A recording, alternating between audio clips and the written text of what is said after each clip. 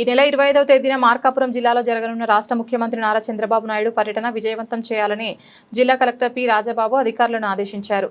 మార్కాపురం జిల్లా పెద్దదోర్నాల మండలంలోని వెలుగొండ ప్రాజెక్టు కార్యాలయంలో ముఖ్యమంత్రి పర్యటన ఏర్పాట్లపై సమీక్ష సమావేశం నిర్వహించారు. సందర్భంగా కలెక్టర్ మాట్లాడుతూ దోర్నాల మండలం గంటవానిపల్లి ఫీడర్ కెనాల్ శంకుస్థాపన కార్యక్రమంలో ముఖ్యమంత్రి పాల్గొంటారని తెలిపారు. అనంతరం మార్కాపురం పట్టణంలో నిర్వహించే బహిరంగ సభలో సీఎం హాజరవుతారని వెల్లడించారు. ముఖ్యమంత్రి పర్యటనలో ఎలాంటి ఇబ్బందులు కలగకుండా అన్ని రకాల కట్టుదిట్టమైన చర్యలు తీసుకోవాలని అధికారులకు స్పష్టమైన ఆదేశాలు ఇచ్చారు.